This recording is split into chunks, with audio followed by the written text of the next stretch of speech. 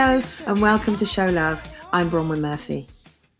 Research suggests that men do not seek help when they are struggling with problems because they prefer to solve the problems themselves, not wanting to feel like a burden or misunderstood. Some of the main reasons men can find life tough, according to the research, includes financial worries, relationship or family breakdowns, loneliness, and job-related issues. It's been reported in the press a lot lately that men struggle to talk and open up, and as a result, bottle up emotions, which can lead to addictions and sometimes even suicide, with as many as 13 men taking their own lives every day in the UK. You never quite know who might be struggling. Dan Kidner is a cameraman who worked at Formula One for over 10 years, drinking and socialising, which led to him one day needing more, to connect and gain support, which he found in the Mankind Project.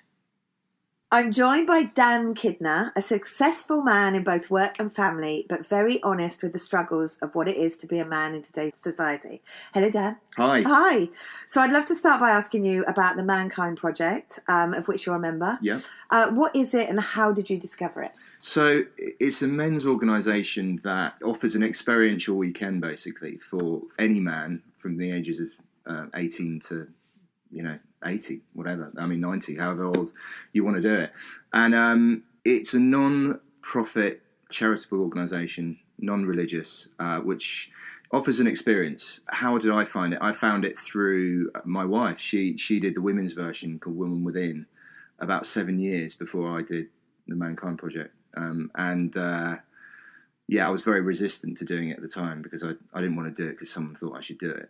My daughter and my son had just been born, and I was still in a place of playing out the same patterns, going out and getting really drunk and having hangovers and not being present. And I just wasn't really the dad that I thought I would become. And so I thought maybe I should have a look at this. So I signed up for the weekend and did the weekend. And it's I can't go into the details of the weekend. It's a challenging one when explaining it to people, but it uses elements of Jungian psychology. It uses some Native American influence, and it's largely about men sharing where they're at in their lives collectively. And I think the power of the collective is what makes this an amazing weekend. And it completely transformed my outlook on life and allowed me to kind of set stronger boundaries for myself. It made me a better dad, a better partner, hopefully. It's completely changed the way I see life. Okay, so how many of the weekends have you been on? Have you been a member for a while? Yeah, I started seven years ago. I did the New Warrior Training Adventure, as it is called, and then I've been staffing weekends since then. So I've done about 12 staffings. At the moment, the site is based in Ireland. There's going to be another site in Dorset at the end of the year, and it's been running in the UK for over, I think it's some 25 years. And worldwide, around 50,000 men have gone through the weekend. It's growing fast, and I thoroughly recommend it. So is it the sort of like element of surprise is why you want people to come? Because it's quite a shock when you get there to sort of open up so much. Completely. Right? I think key with men's work is safety. And the way the weekend is geared up is to create what we call a safe container for men to look at parts of themselves which they may hide, repress and deny. This is what Jung talks about, the shadow.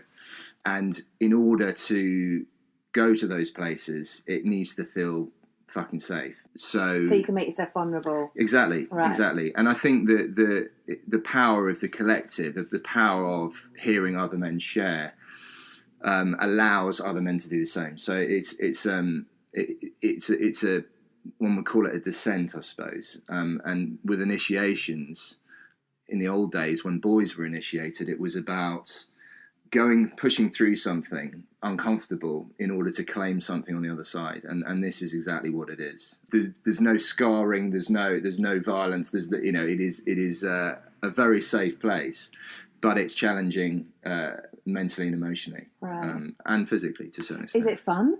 That's a good question. I mean, looking back on it, absolutely. Like, I mean, it was the most liberating experience I think I've ever had. Which is why you keep Which is going why back. I keep going back. Right, yeah.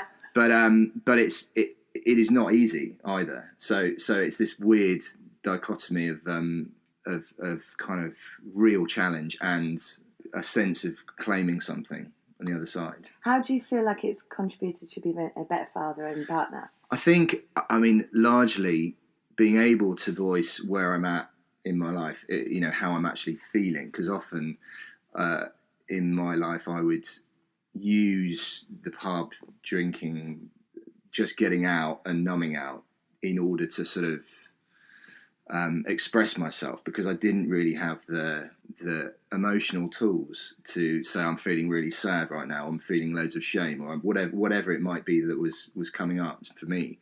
So it's allowed me I suppose a greater emotional vocabulary than I had before. So it's allowed you to sort of open up to places that you were keeping closed. Completely, yeah. But because it simply didn't feel safe to express certain aspects of who I was. So safe because you didn't want to be vulnerable. Well, yeah. Well, the risk of expressing what the framework of how I think a lot of society sees being a man is that you don't show emotion. You push down grief. You shouldn't show any of that kind of aspect of who you are. So, so in order to do that is quite a stretch. To actually allow that and have it witnessed. So when you go for one of these weekends, you are thrown in, and you witness a lot of people doing that. Well, whatever comes up for you comes up for you, and that. So if you've been suppressing it, that often comes out, right? Absolutely, yeah. Whatever you've been suppressing will come out. I judge, and it's a challenge, and it's still a challenge now, because of course I did this weekend when I was mid-30s, and of course I had 30 plus years of habitual patterns and ways of coping, and so to actually break the old pattern, it takes time. And a big part of MKP is what you do after the weekend. So the initiation gives you sort of opens your consciousness to the possibility of living a different way, and then it's about retaining connection. And there were men's groups, and there are all sorts of trainings that we do that allow you to join a community. Really, that's what I'm very pro, the community, the connection. I feel like we might be losing that a little bit the more as time goes on, and absolutely. I don't think anyone talks to each other anymore, and so it's really good for that. And you must have seen it help a lot of people. Definitely, right? Yeah. Definitely. It says on their website, because I had a little look, their purpose, it says society's expectations on men are based on power, control and invincibility, and push men away from developing social and emotional skills and vulnerability, which is what you said. This causes much of the dysfunctional behaviour disrupting our society. Definitely. Which is obviously a problem. We've looked at the statistics about men. I've done a couple of podcasts on male suicide and male anxiety and stuff like that. So now you want to reach out to men that are struggling and looking for a way to better themselves, and so you wanted to have a little chat today to tell your experience. Absolutely. You say that changing behaviour patterns that no longer serve them is what is the big thing here, right? Yeah, I mean, I think a lot of what we all do as human beings is we get into habitual patterns. And I think the way that our society is structured is, you go to school, you're expected to get a job and then be successful at that. And that's almost, I think, particularly for men, that's how they define themselves. Their work is who they are. Yeah. And actually, that's the big lie that's sold to us, because, it's an utterly unsustainable expectation. And I think men lose who they are through their work to a certain extent. I mean, it's great to have purpose and to be doing what you love, absolutely. But I know from my own perspective that I used work in some ways to escape who I was. It was like this, I'm Dan the cameraman rather than Dan father or whoever I am. So do you feel like you know who you are now, though? Much more so. I'm much more comfortable in my own skin, I would say. I definitely wasn't when I was, in early days of my career. Yeah. And I'd go to parties, I'd go to social events because I felt I had to, and then it was a heavy drinking kind of era then, particularly, and that became part of my persona, being this kind of wild party kind of animal, and that obviously wasn't serving me in terms of my health and mental health as well. Yeah. And I think it was avoiding depression as well. I think that underlying that was actually a sense of depression, but it was masked by, punctuating my life with all of these crazy parties. But being a cameraman, you're surrounded by mainly men. Yeah. It's quite a male-dominated career, and there is a lot of as a sound man or lighting man, there are women obviously in those jobs as well, but there's a lot of that, let's go for a beer at lunch or after, and let's be lads together or whatever. So you got involved in all of that. Yeah, very much so, yeah. I mean, it was... I'm sure it's the same if you work in a bank or so many male-dominated careers in the world or whatever. But that's definitely. And I think this part of the issue is that because boys are no longer initiated, which they were for thousands of years, and that means they were taken by the elders and the men of the community and sat around fires and talked to and supported emotionally, and so they learned how to grow as men. Whereas now, our fathers are all out working and aren't necessarily present. So boys are having to make up what it is to be a man, and often that happens in the pub. So the whole drinking scene is very much is the initiation now, and it doesn't serve anyone. So what should, because in the Mankind Project you get initiated, right? Yeah. So what is the initiation, or is that again? That's something I can't really go into, but it's a stretch. But everyone gets initiated when they're there. Yes, right? Exactly. So it is a stretch, something that will challenge each man, and going through that process, there is a sense of, what's the word? It's about claiming something for themselves that they've done on their own. And I think we just don't have. I didn't have very strong male influences within my peers, because we were all kind of desperately trying to work out who the hell we were, what we were meant to be doing, and I kind of described. I mean, it was good 15, 20 years of just.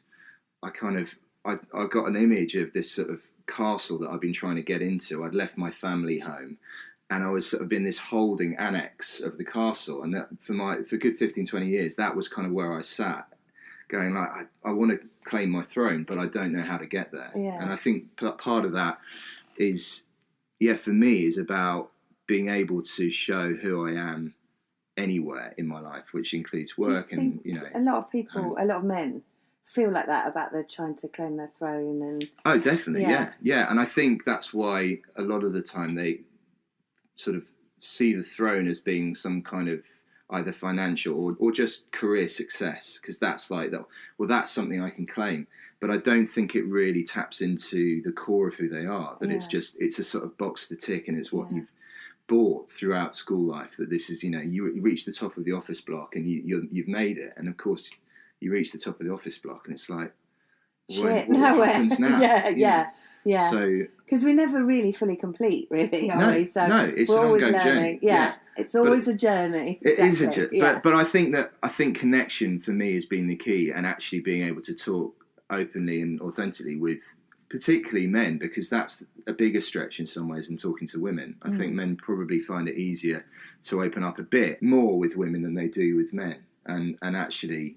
The more I am able just to talk about who I am and my story, the more comfortable I feel in my own skin. Yeah, we were saying that you told me about this quite a long time ago, because we had a nice vulnerable conversation. But there are probably people you work with that still don't know this side, that you do this or whatever. No, exactly. And it says on the website, again, women's communities help girls to mature into women, and the men's communities are required to support boys to shift from their cared for, nurtured and protected mindset of the carer, nurturer and protector of the mature man. So they need to then sort of like be taught how to nurture other men, right? And nobody really teaches them nowadays. It all depends on how they've been nurtured themselves, and ultimately our society as it is now isn't great at doing that. So say, for instance, I've got two sons. Yeah. They're both teenagers. They'll hate me mentioning them on it. I'm blushing at the thought of it. They just feel like, oh no. But I'm a single mum. I'm bringing them up the best I can. Yeah. So there'll be things missing for them maybe that they need to get from they have a couple of nice male influences in their life, but they need that more, and this might be something that they could do. Absolutely. I think there's a mentoring system. I think it's called Journeyman, which and they are all about introducing positive male role models into boys' lives that aren't their fathers. And I think that's the key, is that often it's all on the father, and it's very important. You know, in the old days it would have been the whole community. It would have been uncles, it would have been grandfathers, it would have been other men in the community that were bringing the children up. Yeah, we don't really have any of that. That's the thing. So, because of work, largely living, having to pay mortgages, everyone's out working. Yeah, we're very isolated now. Yeah. They, in the sort of like caveman times or what have you, we used to apparently go around in tribes of like 150 tops. There was never more than that. Yeah. And the elders would be looked after by the youngsters. The youngsters obviously were then looked after before that by the elders, and it was sort of like everyone was there for each other. Proper community. Yeah, exactly. And we just are very. I'm like I one set of neighbours I don't even talk to in my house, which is, I don't think he likes me because I think he hears me shouting at my sons all the time. But he sort of like runs away from me when he crosses the road. But in the olden days that would have been would never have happened. No, it's true. I long for those days where everyone it was the Jubilee and stuff, and everybody'd have a picnic, street party. Yeah, I agree. Like, why don't we do that anymore? Yeah, and I think it takes leaders in communities to establish that stuff, and that's, I suppose, what I'm doing with Mankind Project is an element of that, and that's kind of creating community as in a men's community. And you are being a leader now, because you now do camping weekends for sons and fathers and stepsons and uncles and whoever's anyone the male, with a male influence in their life. Yeah. So you go away on camping weekends and do that, right? Exactly, and that's something that's something that's been growing within me around because obviously the Mankind Project is for men 18 upwards, and in some ways it's an amazing process, but it really, we're almost catching people too late. We need to be initiating the boys age sort of 11, 12, 13. Am I too late for mine? Not necessarily. I mean, no, but I mean, obviously there's still the Mankind Project, but I'm sort of gradually devising an initiation for boys, and I haven't got a full picture of how it looks, and this is why I'm doing these camping weekends. I'm getting an idea of what boys actually need. I wasn't initiated as a boy, so I'm kind of, and it's a lot of generations back when it was done the right way. So I'm kind of having to relearn or find what is going to work now. Yeah, I'd be interested to know what you think it should work for, like a young boy. My children are half South African. I was married to a South African man. Obviously, he's their father. Again, somebody I don't really want to talk about a lot on the podcast, but I'm bringing it out, Claire, because you should talk. And we, when they were very young, went to South Africa, and he sort of put guns in their hands. I mean, not anything I would have known from Britain or whatever, but I'm sure that was his kind of way of like, come on, this is how I grew up as a boy. He used to go to school barefoot. It was very sort of like, I don't know how to describe it, but earthy, very earthy. And it was quite nice to see my kids running around barefoot, where lions and tigers and bears could have come out and grabbed them or whatever.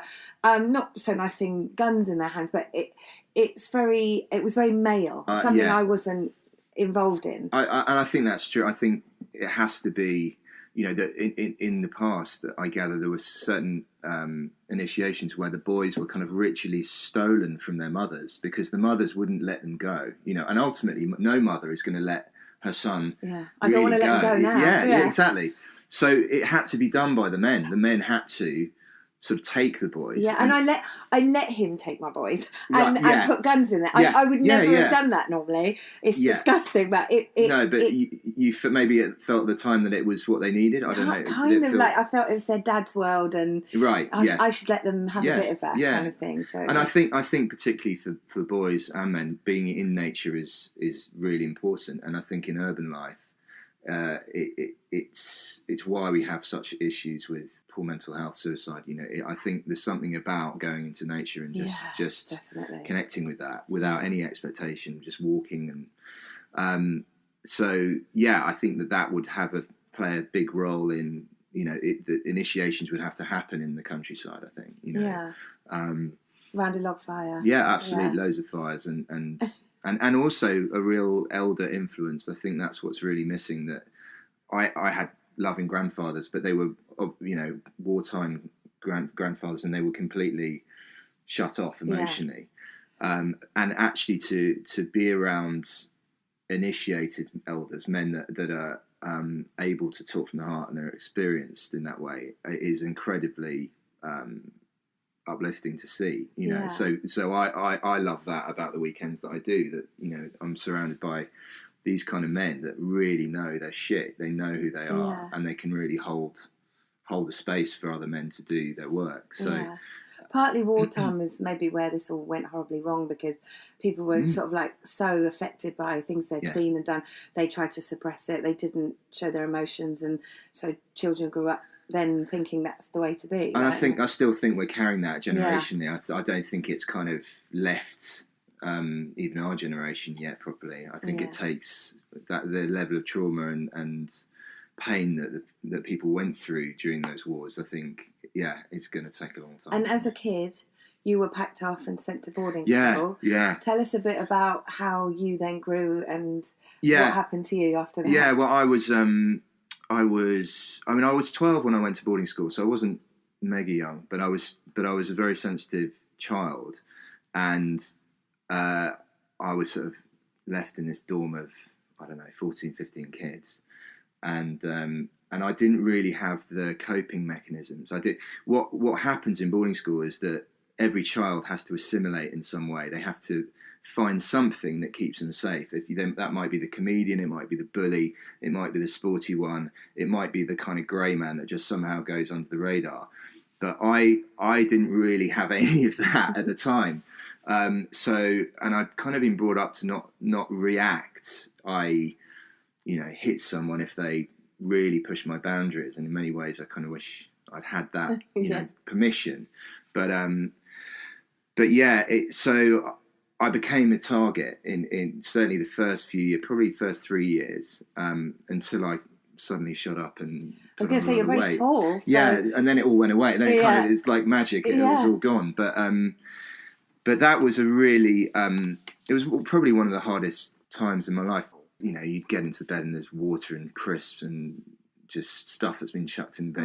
Nothing was ever really safe. Boys are so cruel. And it's survival in that space, because if you're not doing that, you're the one getting it. So in some ways, it was just high. Everyone was on high alert, and that really impacted on the way that I expressed myself.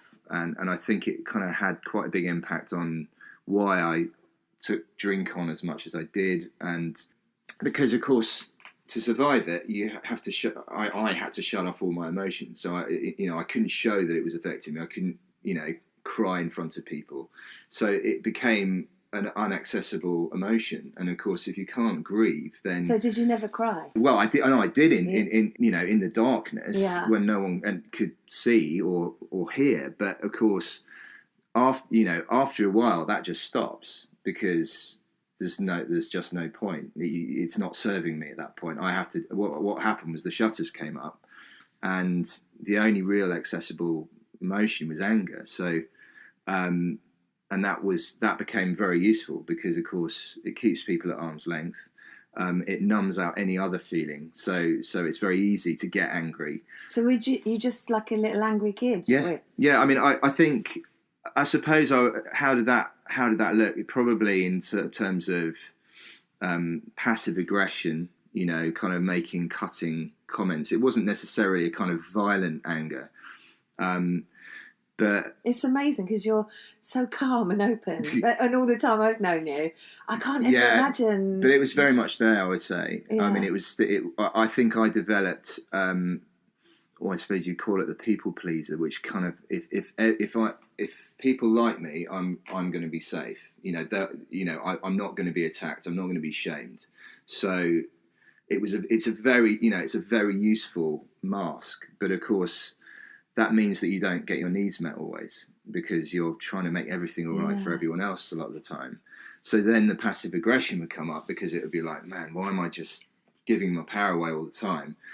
And then I'd sort of, bite every so often, and then of course I think the drinking then became the outlet to sort of escape with. So really. what age did that start? That was probably about 16, 17. It wasn't heavy at that point, but then once I was at uni, then it kind of got pretty full on. What did you study at uni? Film and video. Right. Yeah. And then went in to become a cameraman. So some would say very successful and a nice on easy paper, route, right? Yeah, absolutely. Like on paper, it was absolutely fine. But that's again, I think the problem with the way we're sold life, that if you do all these things, that everything is going to be great. And on paper it is, but in reality, I just don't think that mental health and a really solid emotional foundation is prioritized at schools. So, I mean, it's probably a little more so now than it was when we were at school, but certainly. But we didn't have Xbox. And that's a whole other ball game now. It is. It's, I mean, taking over my son's life. Well, and I have to say, I think social media and gaming is going to be the big mental health disaster that we're looking towards. What do we do about that, though? Get them out in fires and... Well, and also, not in fires, around fires.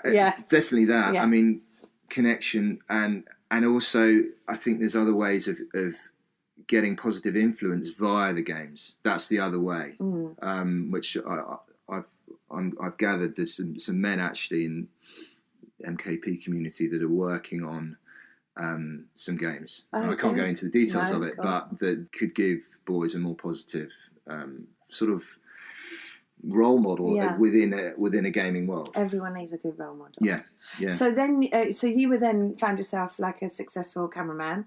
You were working on some big shows. Well, I mean, we worked together on the SMTV in the early days. Good times. I wish we could relive them again. I'd do it like a little less tired and go a little more wild. Yeah. although that, I mean, during that show, I mean, that was my first year of TV, and it was probably the most stressful in terms of my career I've ever had. And in fact, doctors said I had a high blood pressure, such as the pressure that I felt I was under. So it was. So as much as it was kind of really exciting, it was also a hell of a lot of pressure. Yeah. And I've certainly been one that I think, like we're talking about with work and validation, I put huge amounts of pressure on myself to be good, to be, in order to not be judged and, what was the pressure? The getting on with everybody, then thinking you were good, or being good at your camera? It was being good at the job. Yeah. Yeah, it wasn't so much... The getting on with people, I haven't had any problems with. It was pretty brutal, actually, at the studios then. 'Cause, I mean, it was until they closed recently. But, you'd look... we'd all look back at what we'd done, and it was a pretty... Yeah, there wasn't a lot of...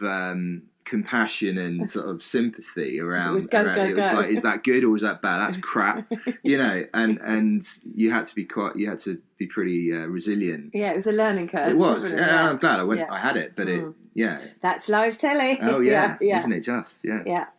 Right. So you were drinking, and then when did you feel like the wheels falling off a little bit? I think that when was it? I suppose.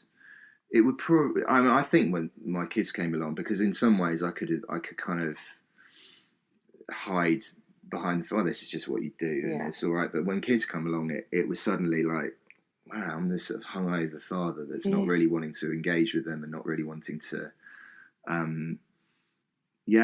Because I'm feeling like. Were you drinking with your wife, or was it something separately? Well, we did, but I mean, she's never been a big drinker,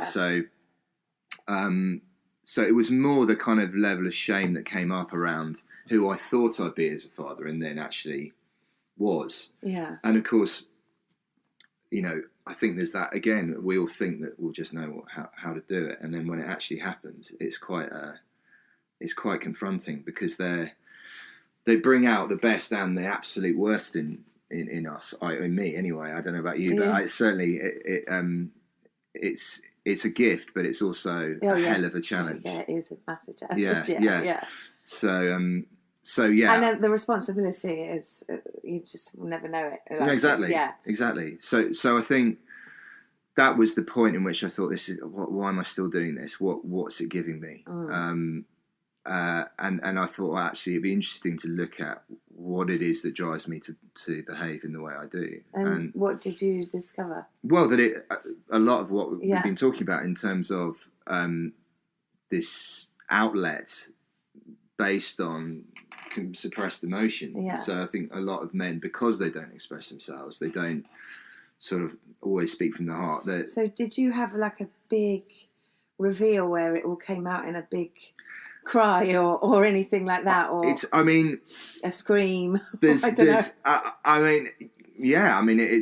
everything. It's sort of rage and grief, and it's the whole spectrum. But it's finding your way into that world that has been so shut off for so many years. And liberating, though, right? It is very, very liberating. And you know, they talk about connecting with your own inner little boy, you know, which has been kind of put up on a shelf, safe and away from harm. And this is about kind of getting back to the core of who you are. Yeah.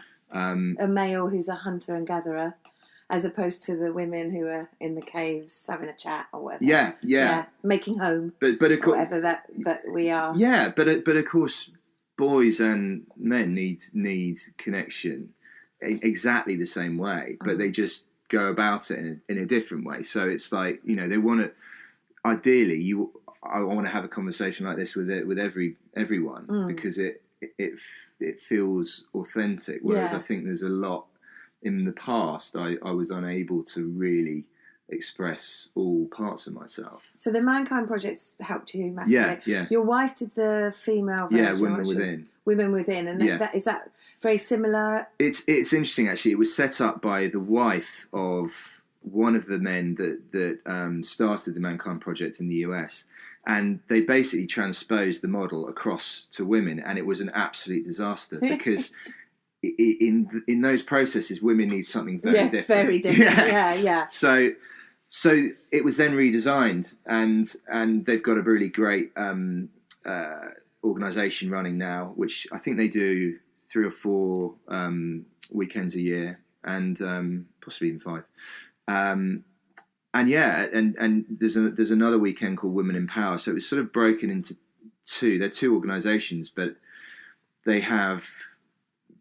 They're different energies, I guess. So Amanda, my wife's she's done both of those, and got a hell of a lot out of them. Oh, good. So we're sort of like saying like very man and very women. There's obviously a spectrum, like for transsexual and gay and what have you. Like, how does that fit? Yeah, well, I mean, that's a conversation that we're having at the moment actually about transgender, because it's a really complex thing to talk about, because of course if you have an all-male weekend and a transitioning woman to man, it's not only I want it for transgender people, and at the same time I acknowledge that some men could well be triggered by that. They may not feel safe with that. So it's at the moment we're just feeling our way through it. But as far as gay men are come on the weekend very regularly, and I judge get a lot from the weekend. But I believe in America they've also got specifically gay transgender weekend for those men that feel that they want to be with like-minded people. Exactly. That it just feels safer for them. Yeah. So I get that sometimes that's quite a good idea as well. So obviously this is very positive towards the Mankind Project. It's helped you. If you Google it though, Yeah. you know I'm going with this. Yeah. It says there's some bad press on the internet, and it's been accused of bullying, and obviously there's, I know you're not going to say much about the weekend, but there are things where you get naked sometimes, or what have you. There might be. And it's like some people describe it as like an army. Yeah. With people shouting at you or whatever. Some men have come away from it feeling bullied and have criticised it. And some would almost say it's a cult. Yeah. How would you go about responding to that? Well, I mean, I think with the number of men that have gone through the weekend, there are always going to be people that it doesn't work for. And I judge, and I think there's one man that's been on the internet constantly moaning about it, but I hear the criticism, but having staffed numerous weekends, I can say that the 99.9% of men I judge walk away with something really valuable, and I think nothing's ever going to be perfect. It is certainly, I would never describe it as being military. It's quite the opposite, actually. I think the cult thing comes from the fact that it's very, you have to, once you've been in it, they're very pro trying to get other people. No, I wouldn't say there's a recruitment drive in any way. I think there are other organisations that do that a lot more. I would say that it's the vast majority of men that come into the Mankind Project come from through word of mouth. Yeah. And what really encouraged me about the work is, in the early days when I was doing it, was how many men in the brain game, i.e. psychotherapists, psychologists, really cutting edge guys really value the work. And to me, that validates it. That's it is safe. Yeah. And there are going to be the odd few, that it doesn't work for, and often, that's their journey. My experience of it is that it's a really good experience. That it works. I mean, obviously there's the toxic masculinity that I think people sort of like are very quick to jump on these things, and they say that it might be linked to that or what have you. But from everything you're saying, it's trying to get you away from that. It's quite the opposite. Yeah, exactly. It's absolutely the opposite. I mean, the problem is that when the more men are suppressing their rage and the more they are playing out, that the more it's going to damage society.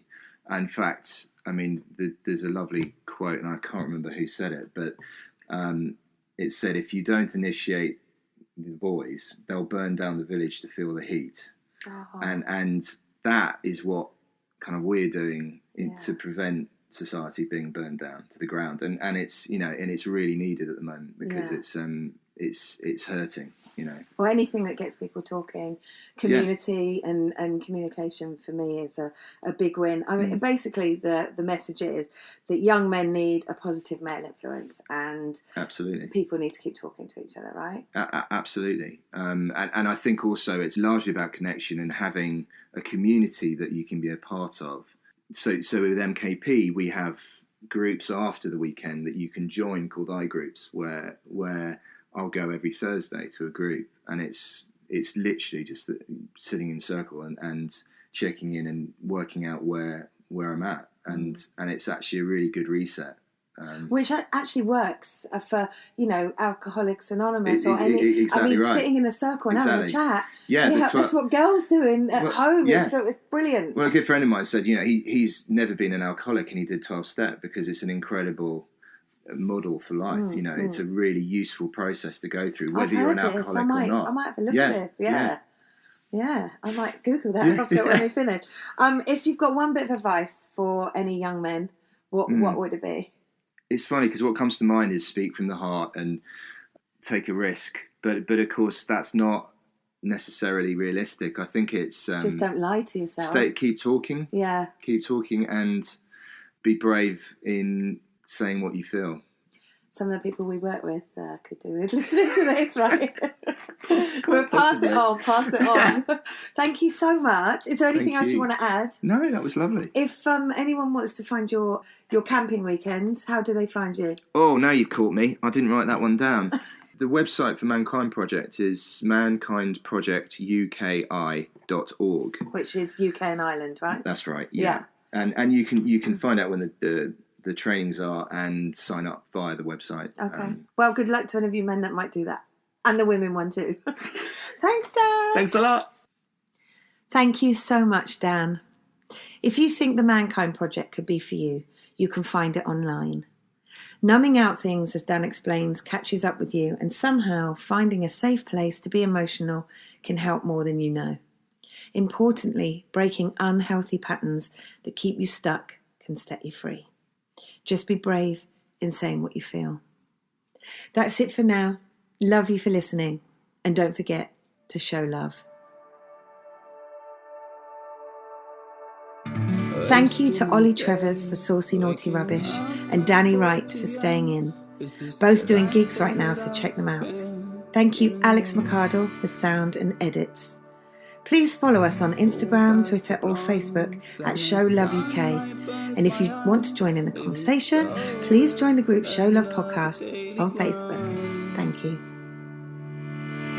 So much to get through. I know what I'll start it in a minute or two. Lay back in bed, reminisce instead. Let's plan it all in my head.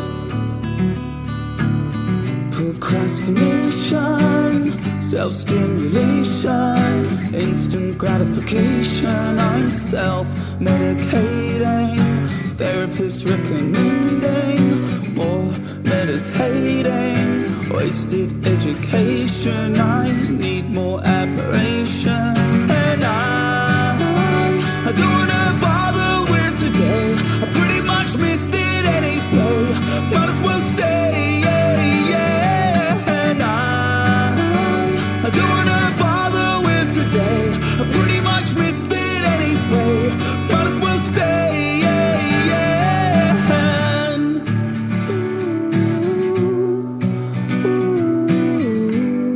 I'm staying in. Come down with me, repeat it on channel 3. I watch it cause I'm feeling hungry. Try and shift the mood, so I order Chinese food. Said fuck it, just keep the change, dude. Finance situation, spent on dedication. Dreams of Wembley Stadium and my name carved in the pavement.